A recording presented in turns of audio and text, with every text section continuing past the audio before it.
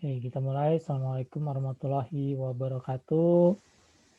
Waalaikumsalam warahmatullahi Warahmatullahi wabarakatuh. warahmatullahi wabarakatuh. Oke, pertemuan kali ini untuk sistem keamanan jaringan komputer. Ya, pertemuan pertama di semester genap. Ya, kita sudah tertinggal sangat jauh dengan teman-teman di prodi dan perguruan tinggi lain. Karena kondisi dan situasinya yang masih serba belum jelas. Oke, materi pertama di sistem keamanan ini kita lihat pengantar keamanan, ya, pengantar keamanan ini seperti apa dari mulai awal sampai kondisi sekarang, gitu ya. Nah, lingkup keamanan kalau kita lihat, ya, ini kondisi kita di sini dulu, keamanan komputer, ya, pengantar keamanan komputer, kemudian ada hacker dan cracker, kemudian kita juga mengenal adanya kriptografi, pengamanan program, kemudian pengamanan sistem operasi, ya, pengamanan jaringan komputer, dan pengamanan basis data. Ya. Pengamanan basis data ini juga ada ke aplikasi basis datanya, sistem basis datanya. Satu lagi mungkin harus kita tambahkan adalah keamanan informasinya, ya, pengamanan informasinya. Jadi ini nanti akan saya tambahkan pengamanan informasi, ya. Jadi kurang lebih lingkupnya untuk keamanan komputer ini seperti ini, ya. Atau di sini ini di bagian sistem basis data ini ke arah aplikasi dan informasinya, ya, bisa seperti itu. Oke. Nah, dasar pemikirannya bahwa untuk aman ini berarti terhindar dari serangan atau kegagalan, ya, untuk aman. Karena kita tahu bahwa kalau serangan, iya, kita merasa tidak aman, gitu ya. Tapi kalau kegagalan di satu sistem file itu bisa dianggap sebagai satu kondisi bahwa kita tidak aman, ya, bahwa kita tidak aman. Nah, sehingga untuk kita merasa aman, ya, bisa digabungkan bahwa kita terhindar dari serangan dan kita juga terhindar dari adanya satu kegagalan sistem, ya, sistem malfunction, sistem failure, gitu ya. Nah, ini yang perlu kita sadari adalah seperti ini. Tapi di antara kedua dua ini adalah kita akan berada pada kondisi nyaman dan tidak nyaman, gitu ya, nyaman dan tidak nyaman. Oke. Nah, misalkan seperti ini, kalau di satu kompleks perumahan, gitu ya, atau di rumah kalian, ya, di situ ada satpam, ya, satpam yang selalu berkeliling, gitu ya, padahal di rumah, gitu ya.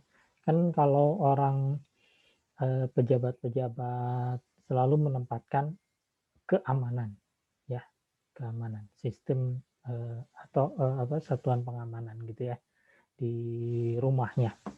Ya. Tapi kalau bayangkan kalau orang tersebut selalu berkeliling, gitu ya, ngontrol ke sana kemari. Kalau yang terbiasa mungkin nyaman, tapi kalau yang belum terbiasa tidak nyaman, gitu ya, tidak nyaman. Nah, ini menjadi satu titik yang ada beberapa hal yang memang kita korbankan. Aman, tidak nyaman. Tapi bagaimana supaya aman dan tetap nyaman, gitu ya.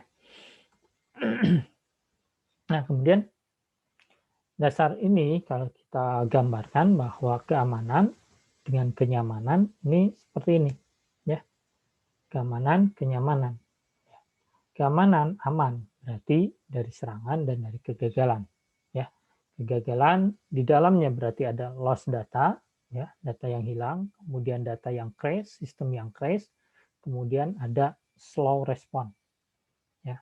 Slow response ini apa dianggap sebagai kegagalan? Ya, misalkan koneksinya lambat, maka di saat kita melakukan kerja jaringan itu berarti ada penurunan performansi, ya, di koneksi, di hubungan komunikasi. Nah, yang menyebabkan slow response, gitu ya. Karena kita tidak bisa memungkiri bahwa ada saat-saat tertentu kita drop, koneksinya drop, komunikasinya terputus, koneksinya drop, ya. Apapun yang ditawarkan, misalkan provider ke kalian, kecepatannya sekian lah, ininya sekian lah, yakin aja bahwa ada satu kondisi, misalkan di siang hari, di mana trafficnya sangat padat, itu akan ada penurunan performansi, gitu ya, penurunan koneksi. Jadi walaupun ditawarkan 100 giga, kalian cuma dapat mungkin 1 sampai 2 mega, 3 mega gitu ya. Nah, jadi seperti itu. Kemudian di sini lihat ada serangan, ada virus, spam, spyware, worm, hack, ya, ada keylogger. Nah, ini dari serangan-serangan, ya, yang threat gitu. Ini berasal dari serangan. Nah, jadi aman ini pada dua sisi itu ya, serangan dan kegagalan.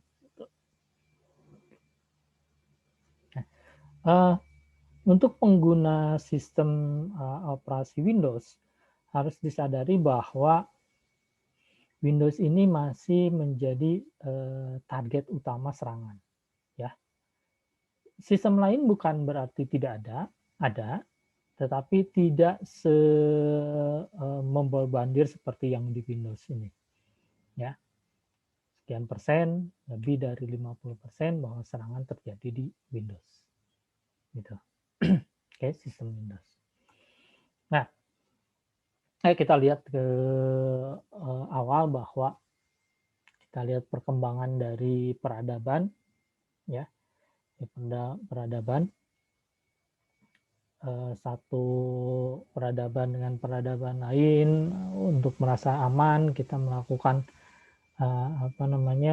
pengamanan dengan senjata, gitu ya. Tapi pada milenial seperti ini ya geeks ini yang menjadi ancaman, gitu ya. Menjadi ancaman. Tidak lagi kita menggunakan senjata-senjata seperti ini, tapi cukup kalian ngoprek di komputer, seperti berita yang terbaru bahwa ada warga yang melakukan penipuan terhadap dana COVID, ya, di internasional, ya. dana bantuan COVID, ya, itu internasional. Jadi ada yang hack.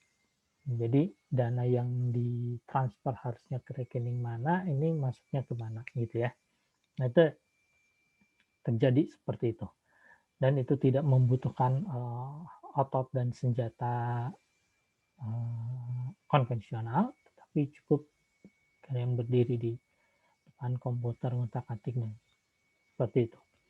Nah, ini kita lihat perkembangan dari keamanan satu sistem, ya, peradaban.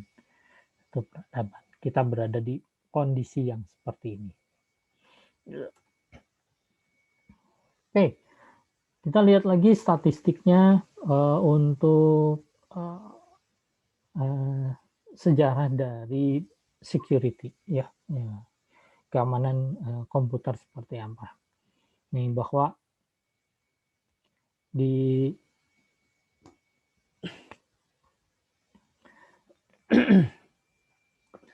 ini survei yang sangat lama, makanya kita coba melihat ke sejarahnya di awal perkembangan bahwa perkembangan komputer ini sudah terjadi adanya satu kejahatan di bidang komputer, gitu, ya. Nah dari situ maka dari perkembangan komputer itu si manajemen itu hanya kisaran 22% yang menganggap bahwa keamanan sistem informasi ini sangat penting, gitu ya, sangat penting. Dan jadi ini kesadarannya masih relatif sangat rendah. Oke. Nah bagi kalian yang sudah lahir di abadnya atau di zamannya Windows komputer, mungkin tidak begitu mengalami apa yang terjadi dengan masa lalu, ya, menghidupkan komputer dengan disket, gitu ya, disket. Kemudian bagaimana mulai perkembangan adanya jaringan komputer, internet, lain-lain, gitu. Ya, sebelum adanya Windows yang seperti sekarang. Nah, ini masih menganggap. Nah, di tempat lain itu sudah ke arah satu sistem informasi terhadap bisnis, ya, sistem informasi bisnis. Jadi bisnis mereka sudah menggunakan sebuah sistem informasi, dan keamanan ini, ya, keamanan ini dianggap masih sangat rendah. Gitu. Oke, nah yang terjadi berikutnya adalah membujuk manajemen untuk melakukan invest terhadap bidang keamanan, ya, melakukan invest di bidang keamanan. Kemudian membutuhkan adanya satu justifikasi bahwa perlunya invest infrastruktur keamanan. Jadi keamanan itu apa aja, gitu, ya. Nah kalau sekarang realnya dengan satuan pengamanan, investnya seperti apa? Apakah orangnya, apakah sistemnya? Ini yang perlu dipikirkan. Jadi kalaupun kalian membuat satu aplikasi sistem informasi, nah perlu diperhatikan juga keamanannya, ya, keamanannya. Strukturnya seperti apa? Infrastrukturnya seperti apa untuk keamanan, ya, di aplikasi kalian. Nggak cuma sekedar bikin, jadi launch, ya. Nah, begitu di launch ternyata keamanan rendah. Itu relatif besar terjadinya satu device lah, gitu ya. Nah, pernah kejadian di tim kami juga agak loss karena pernah ada satu pekerjaan yang kita buatkan, kemudian di launch ke server, di load, ternyata sudah berapa lama itu kena device, gitu ya. Akhirnya kita perbaiki lagi, ya. Karena apa di situ? Yang diharapkan dulu itu adalah mengejar kecepatan, penyelesaian satu sistemnya, tapi keamanan ini menjadi loss, gitu ya. Oke. Nah, dari rendahnya kesadaran keamanan ini, nah maka apa yang harus kita lakukan, gitu ya? Apa yang harus kita lakukan? Nah, misalkan seperti ini, ya. Ini yang harus menjadi satu perhatian, ya. Misalkan manajemen melakukan ini, ya, praktisi, ya, sesama kita yang kalau kalian menjadi satu tim, gitu ya, pinjam dulu passwordnya, password administratornya apa, password ininya apa, ya, supaya bisa. Nah, sebetulnya kalau satu sistem sudah dibuatkan, nah, bahwa si A sudah memegang password administrator, password root, maka orang itu tidak boleh men-share password itu ke siapa saja. Ya, walaupun ke timnya sekalian. Ya, walaupun ke timnya sekalipun tidak boleh dikasih. Gitu. Nah, kalau misalkan apa ya? Sistem administrator sudah dipegang ya sudah. Itu. Jangan di-share. Kalaupun mau, nanti kalian yang melakukannya. Ya. Nah, contohnya misalkan apa? Yang di swalayan, teller-teller. Kalau ada kesalahan input, dia akan pasti manggil manajer operasionalnya. Ya, kalau ini salah input, dia akan bukakan kuncinya, kemudian masukkan passwordnya, dan transaksi itu bisa dibatalkan. Kalau tidak seperti itu, tidak dilakukan, maka kesalahan input itu akan tetap terbawa. Ya, itu di teller. Ya, kalau kalian antri di swalayan, kondisinya seperti itu. Coba perhatikan, gitu ya. Jadi jangan sembarangan. Karena misalkan manajer operasional, oh ini tellernya banyak, terus dikasih aja ke tiap itu, jangan. Ya, jangan dikasih. Tetap aja dia yang harus bertanggung jawab atas password itu ya. Jadi itu keberlangsungan transaksi. Nah, jadi kalau seperti itu ya dikasihkan lagi passwordnya, itu berarti kesadaran terhadap keamanan itu masih sangat rendah, ya, masih sangat rendah. Lack of security awareness-nya. Oke, kemudian kita lihat security lifetime-nya, ya, lifetime-nya. Di sini ada informasi aset, ya, kemudian di sini ada access, ya, ada assessment, ada design, ada implement, ada maintain. Ya, kemudian di sini ada awareness and training, ya, ada policy and procedure, kemudian device management implementation, ada monitoring vendor, ada incident response, ada cybercrime and forensic, ada electronic discovery expert witness, ada reactive services, ada litigation support service. Ya, ini security life circle.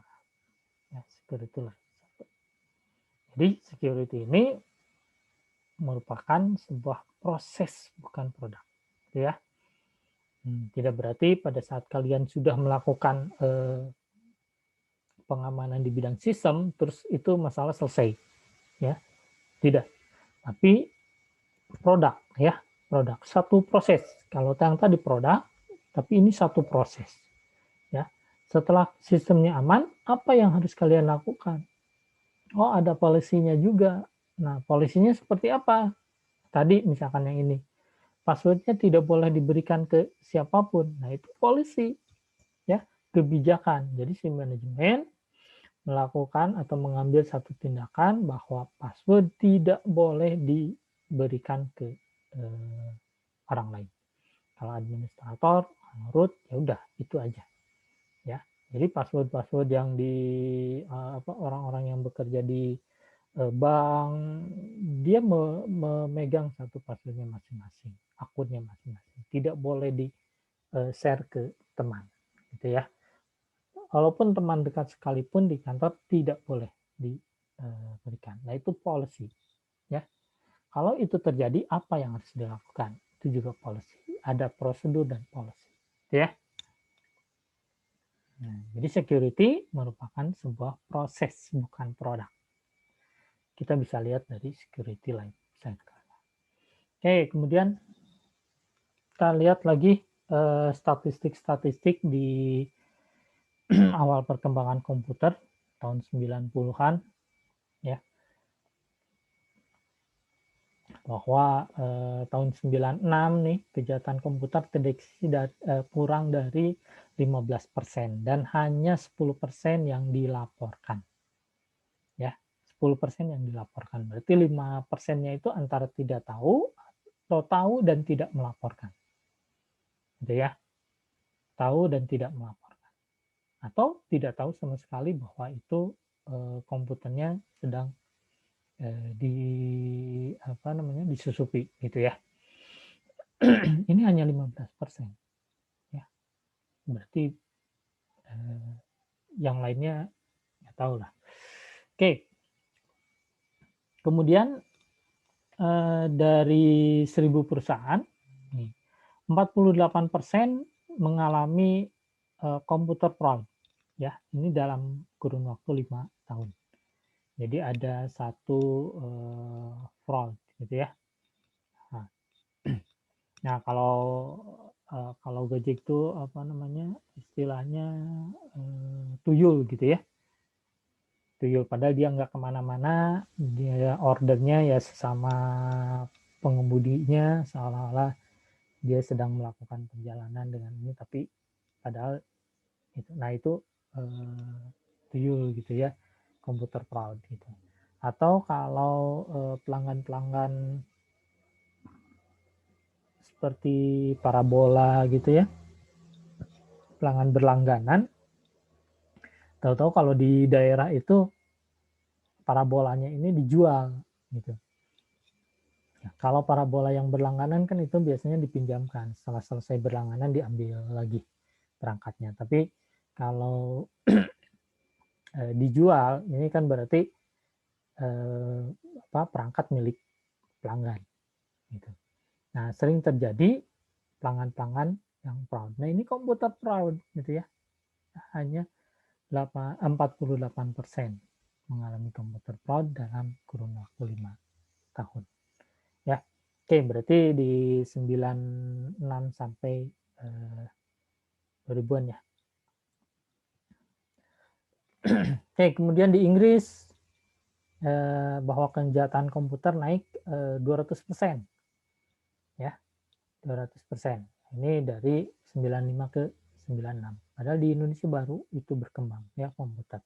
Di sana sudah ada begitu banyak kejahatan. Ini 200%. Kemudian 97 persidangan yang berhubungan dengan kejahatan komputer naik 950% ya, dari 96 ke 97. Itu, dan naik pengadilannya 88%. Ya. Jadi masih sangat rendah. Kemudian ini oke.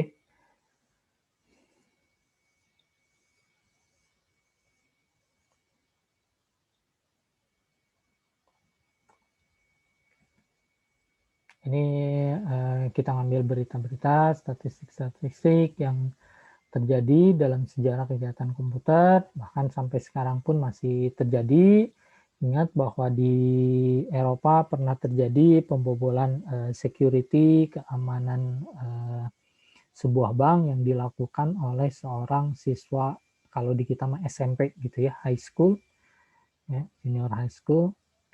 Dan si siswa ini merupakan anak dari pegawai dari banknya, ya, dan dilakukan di dalam mobil di area parkiran. Nah, itu sempat heboh, tapi angka-angka rekeningnya mereka dikembalikan lagi, gitu ya.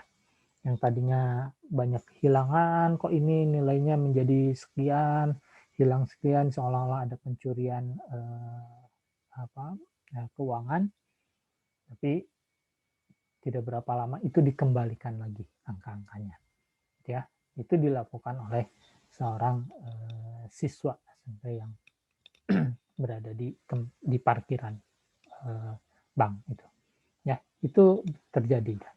Nah, kemudian di tahun 2000 ini sempat heboh adanya Y2K gitu ya, Y2K. Ya. Y2K ini bisa dibilang satu kesalahan sistem atau kegagalan. Nah, kalau sebelumnya di tahun 99 ke sana itu penanggalan di komputer itu 8 digit ya. 8 digit itu ada tanda strip di situ untuk membedakan tanggal dengan bulan dengan tahun gitu ya. Itu 8 digit. Jadi tahunnya cuma 2 digit. Jadi 99 ya ditulisnya 99, bukan 1999 atau 1999. Gitu ya. Bukan seperti itu. Jadi hanya 99 saja. Nah, imbasnya adalah pada saat mau masuk ke tahun 2000, maka tahun akan menunjukkan 00. Itu berarti kalau kalian melihat apa namanya perhitungan perbankan gitu ya, dari 99 menjadi 0, apalagi kalau ada perkalian di situ, maka otomatis rekening jadi 0 kan. Ya, begitu masuk ke tahun 2000, ternyata di 2000 itu ditulisnya 00, maka dia akan dikalikan dengan 0. Dengan begitu, sekian banyak rekening akan menjadi 0. Nah, itu sempat heboh. Sehingga komputer pada saat itu diproduksi ulang, yang lama-lama itu ditarik, kemudian dibuatkan satu produk baru, ya, yang sudah melakukan mencantumkan penanggalan lengkap, gitu ya, 2000 atau 1999, gitu ya. Nah, tidak lagi cuma 99 saja. Oke, itu. Ya, itu benar-benar terjadi di tahun 2000. Ya, di antara 98 sampai 2000. Karena di situ sudah mulai terutama bank itu merasa terancam dengan kondisi komputer saat itu. Oke.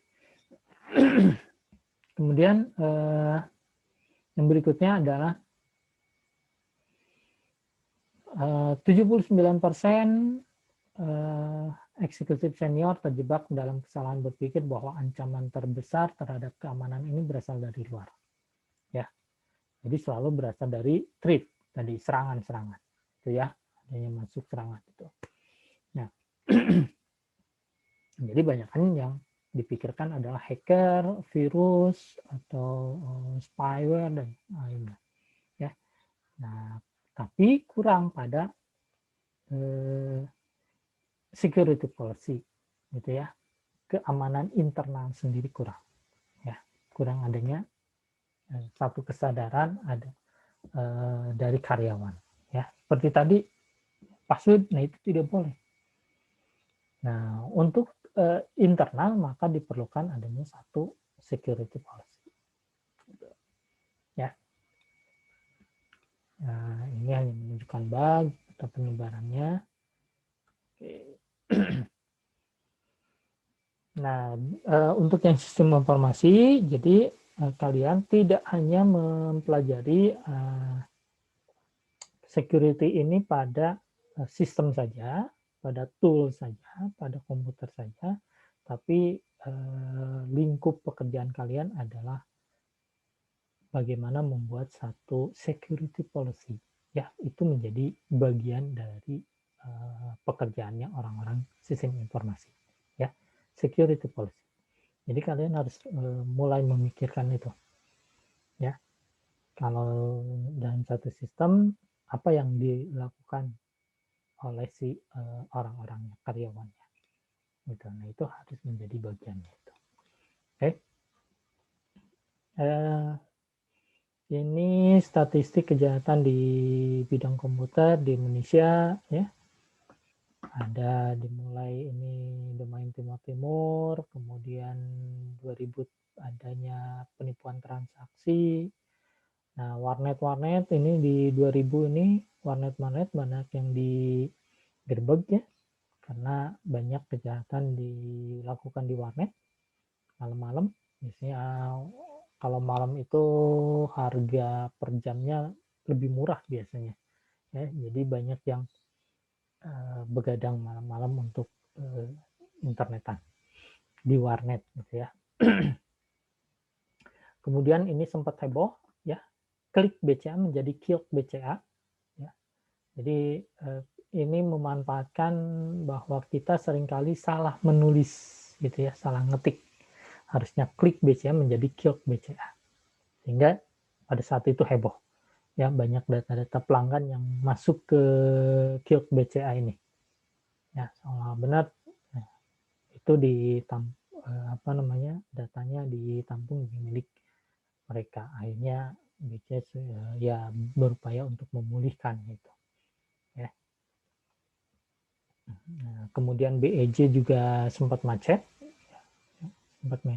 tahun 2002 ya. Dan yang lainnya ya, ini termasuk yang banyak yang di deface nih ya, BRI ya, ini banyak yang di deface hal-hal seperti ini ya.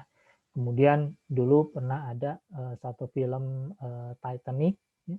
Titanic, Leonardo DiCaprio, sempat ada satu virus yang sama melakukan hal seperti ini di face, namanya plesetan dari Titanic menjadi Titanic ya, Titanic ya. Itu orang yang coba-coba membuat virus dibuat dengan script Visual Basic ya, tapi itu sudah nyebar kemana-mana. Oke, udah ada pertanyaan dulu sampai sini kira-kira? Ini masih panjang untuk pengantar keamanan ini. Silakan, kalau ada yang perlu ditanyakan dulu.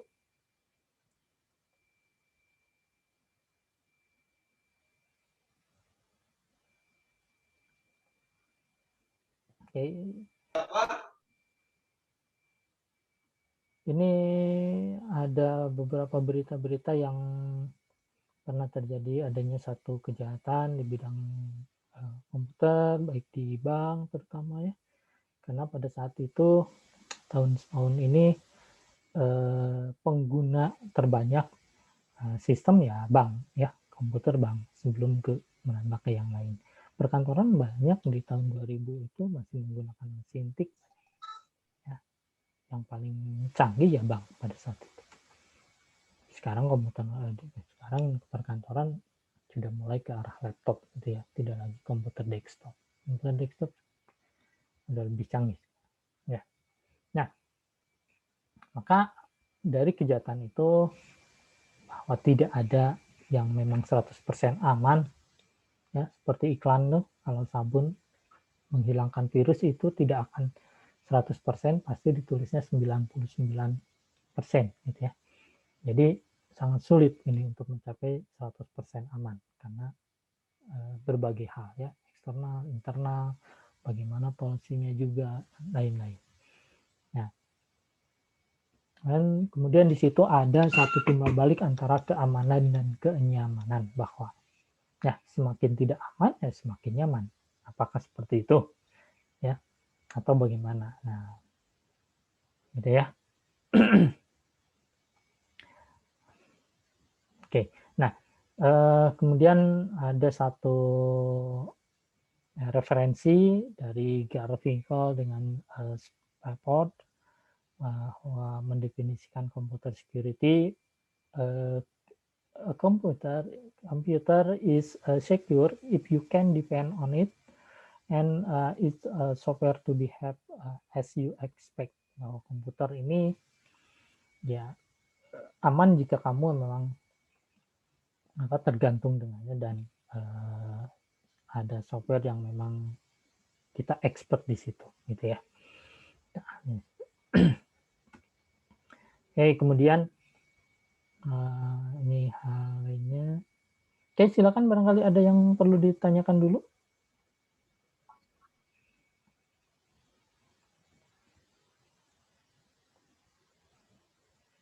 Tidak ada? Oke, untuk yang sesi ini saya akhiri dulu, nanti kita lanjutkan lagi ya. Ini tinggal 1 menit, jadi saya off-kan dulu, nanti kita masuk lagi ya. Baik, Pak. Oke.